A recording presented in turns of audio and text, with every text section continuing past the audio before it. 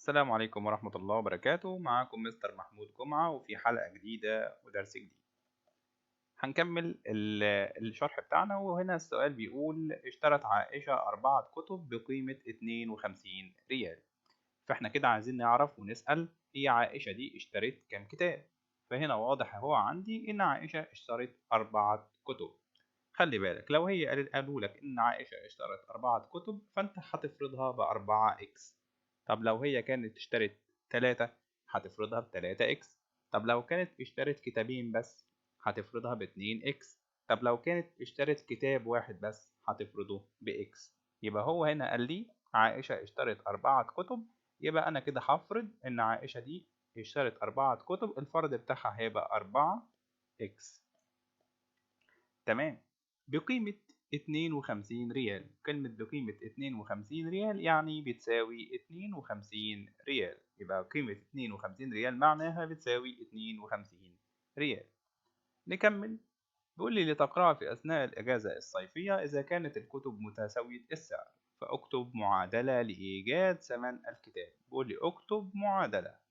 طبعا كلمة المعادلة اللي هي 4 إكس بتساوي 52، هي دي المعادلة اللي هو طالبها. اكتب معادلة، يبقى أنا كده كتبت له الإيه؟ المعادلة. خلاص المعادلة بتقول 4 إكس بتساوي 52. بيقول لي بعد كده ثم حلها. حلها بعد كده. طيب العدد اللي جنب الإكس كام؟ 4. يبقى أنا هقسم على كام؟ على 4. يبقى أنا بشوف العدد الرخم اللي هو جنب الإكس. العدد اللي جنب الإكس 4، يبقى أنا هقسم هنا على ال4 وهقسم هنا على ال4. طبعا ال4 دي راحت مع ال4 دي، هيتفضل عندك إكس، وال52 على ال4 هيساوي 13. يبقى أنت كده ال4 راحت مع ال4، وال52 على ال4 بتساوي 13. يبقى كده قيمة الكتاب الواحد بيساوي كام؟ 13. قيمة الكتاب الواحد بيساوي 13، وهي اشترت 4 كتب وكلهم بيساوي 52 ريال. ولو هو كان عايز المعادلة فكده هقول له المعادلة اللي انت كنت عايزها كانت في الأول 4 إكس بتساوي 52. ونيجي بعد كده للسؤال ده. بيقول لي استعمل الشكل المجاور اللي هو في مثال 3. ادي الشكل اهو اللي موجود في مثال 3. اول مطلوب بيقول لي عين زاويتين منفرجتين متقابلتين بالرأس. عاوزين نعرف فين هما الزاويتين المنفرجتين المتقابلتين بالرأس. لو احنا بصينا كده على الشكل ده، الزاوية دي زاوية منفرجة. الزاوية ده اهي دي زاوية منفرجة. الزاوية المنفرجة دي هتساوي الزاوية المنفرجة دي بالتقابل بالرأس. يبقى الزاوية دي كلها كده على بعضها زاوية منفرجة عشان أكبر من 90، والزاوية دي كلها على بعضها زاوية منفرجة عشان أكبر من 90. يبقى كده الزاوية دي هتساوي الزاوية دي بالتقابل بالرأس. لإيه؟ كل زاويتان متقابلتان متساويتان في الإيه؟ في القياس. يبقى كده إحنا جبنا المطلوب الأول. نيجي بعد كده للمطلوب الثاني اللي هو عين زاويتان متتامتان أو زاويتين متتامتين. كلمة زاويتين متتامتين يعني مجموعهم ب90 درجة. كلمة زاويتين متتامتين يعني مجموعهم ب90 درجة.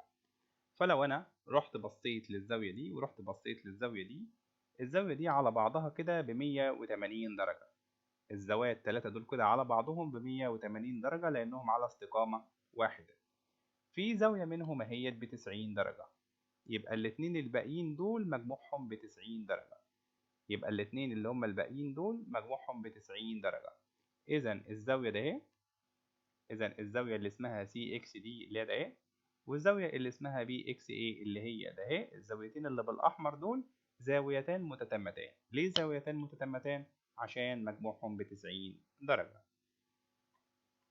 بعد كده المطلوب اللي هو بيقول لي عين زاويتين متجاورتين متكاملتين. يعني ايه متكاملتين؟ يعني مجموعهم ب180 درجة. كلمة متكاملتين يعني مجموعهم ب180 درجة. فكده طبعا لو انا بصيت على الزاوية دي، لو انا بصيت على الزاوية دي كلها مجموعهم ب180 درجة. لو بصيت على الزاوية دي كلها مجموعهم ب180 درجة. ممكن اقول له الزاوية ده اهي، ممكن اقول له الزاوية اللي هي بالاسمر دي الزاوية الاولى، وممكن اقول له الزاوية التانية اهي. يبقى الزاوية اللي هي بالأسمر دي اللي هي الزاوية الأولى، والزاوية التانية اللي هي بالبرتقاني دي هي الزاوية التانية. الاتنين دول مجموعهم ب180 لأنهم على استقامة واحدة.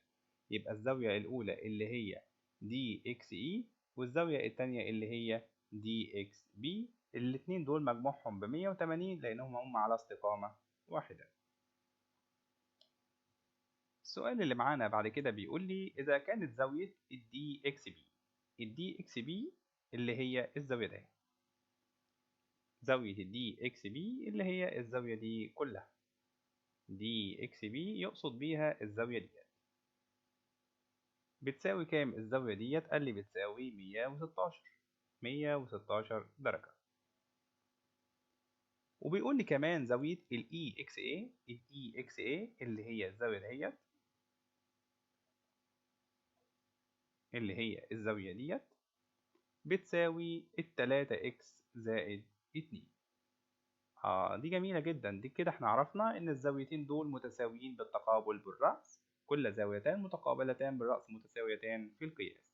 يبقى اذا الزاوية دي هتساوي الزاوية دي بالتقابل بالرأس. يبقى انا هعملها معادلة، هقول له 3x زائد 2 بتساوي 116. بقت معادلة بسيطة. بودي العدد جنب العدد، بنزل التلاتة اكس دي زي ما هي، هنزل التلاتة اكس دي زي ما هي، واطلع الاتنين دي بره بعكس الإشارة. بودي العدد جنب العدد، اطلع الاتنين دي بره بعكس الإشارة. لو هي سالبة هتبقى موجبة، ولو هي موجبة هتبقى سالبة. فطبعا هي موجبة، لما هتروح الطرف التاني هتبقى سالبة. ادي قيمة التلاتة اكس زي ما هي. لما نيجي نطرح 116 ناقص 2 هتبقى 114. طيب فين العدد الرخم اللي جنب الاكس اللي انا عايز اقسم عليه؟ مين العدد الرخم اللي انا هقسم عليه؟ اللي هو التلاتة. طب اشمعنى التلاتة؟ لانه هو اللي جنب الاكس. يبقى بالقسمة هنا على تلاتة، بالقسمة هنا على تلاتة. طبعا التلاتة دي راحت مع التلاتة دي، فهيفضل الاكس. اقسم بقى بالآلة الحاسبة، 114 على التلاتة هتساوي 38. يبقى التلاتة راحت مع التلاتة، نقسم 114 على التلاتة بتساوي 38، وهو بيقول لي اوجد قيمة الإكس. كده جبت له قيمة الإكس بتساوي 38. نيجي بعد كده للسؤال اللي هو بيقول لي إذا كانت زاوية CXD، CXD فين الزاوية ديت؟ CXD اللي هي الزاوية دهيت، اللي هي الزاوية دهيت، اللي هي باللون الأسمر دي، دي الزاوية اللي هي قيمتها ب6x ناقص 13. يبقى الزاوية دي هو قال لي عليها ب6x ناقص 13. في زاوية تانية قال لي عليها DXE، DXE اللي هي الزاوية ده اهي. قال لي برضو الزاوية دي بكام؟ ب10x زائد 7. قال لي الزاوية دي ب10x زائد 7. طب الزاويتين دول يا جماعة ايه العلاقة اللي بينهم؟ الزاويتين دول ايه العلاقة اللي بينهم؟ قال لي الزاويتين دول مجموعهم ب90. ايه ده؟ عرفتها ازاي ان هو مجموعهم ب90؟ لو الزاوية دي يا جماعة ب90 يبقى اللي جنبها هي كمان مجموعهم ب90 عشان هم على استقامة واحدة. يبقى لو في حتة ب90 يبقى اللي جنبها هي كمان ب90 عشان هي على استقامة واحدة. يبقى انت لما تلاقي في حتة هنا ب90 يبقى الحتة التانية هي كمان ب90 لأنها على استقامة واحدة. طيب تمام. نعمل ايه بعد كده؟ هنعملها معادلة. هقول له الزاويتين دول مجموعهم بكام؟ ب90. يبقى أنا هقول له 10x زائد 7 زائد 6x ناقص 13، كل دول مجموعهم بيساوي كام؟ 90. يبقى كل دول مجموعهم بيساوي 90. عرفت ازاي ان ديت زائد دي مجموعهم ب90؟ لان انا عندي كانت الزاوية دي قائمة، يبقى اللي جنبها هي كمان قائمة. طيب لما نيجي نحل المسألة دي أحلها إزاي؟ قال لي سهلة. هتمسك ال10 إكس دي هتجمعها مع ال6 إكس، يبقى هتمسك ال10 إكس هتجمعها مع ال6 إكس. طبعا 10 إكس زائد 6 إكس هتبقى 16 إكس. طيب أعمل إيه بعد كده؟ قال لي تاخد العدد مع العدد، تاخد العدد مع العدد، أو بمعنى أصح سالب 13 مع موجب كام؟ سالب 13 مع موجب 7. الإشارات مختلفة، أحط إشارة الكبير وأطرح. الإشارات مختلفة، أحط إشارة الكبير وأطرح. يبقى -6. كل ده بيساوي كام؟ كل ده بيساوي 90. بقت معادلة بسيطة. هتنزل ال16 إكس دي زي ما هي. هتنزل ال16 إكس دي زي ما هي، وتطلع -6 دي بره بعكس الإشارة. كنت بتودي العدد جنب العدد، يبقى أنت هتطلع -6 دي بره بعكس الإشارة. فلما هتطلعها هي سالبة هتبقى موجبة. 90 زائد 6. هتنزل برضو ال16 إكس دي زي ما هي. هتبدأ تجمع 90 زائد 6، أيوة اللي هي 96. رجعنا تاني، بقت معادلة بسيطة خالص. مين العدد الرخم اللي هو جنب الإكس؟ اللي هو ال16. يبقى أنا كده هقسم على كام؟ على 16. هقسم هنا على 16 وهقسم هنا على 16. كده يا جماعة ال16 ديت راحت مع ال16 ديت، فاتفضل عندي إكس. ال16 ديت راحت مع ال16 ديت، اتفضل عندي إكس. ولما أقسم 96 على 16 بالآلة الحاسبة هتطلع عندي 6. يبقى احنا كده عرفنا قيمة الإكس بتساوي 6. وبكده احنا وصلنا لنهاية الحلقة بتاعتنا. ما تنساش تشترك في القناة علشان يطلع لك كل الدروس، ويبقى على تواصل جديد بجديد.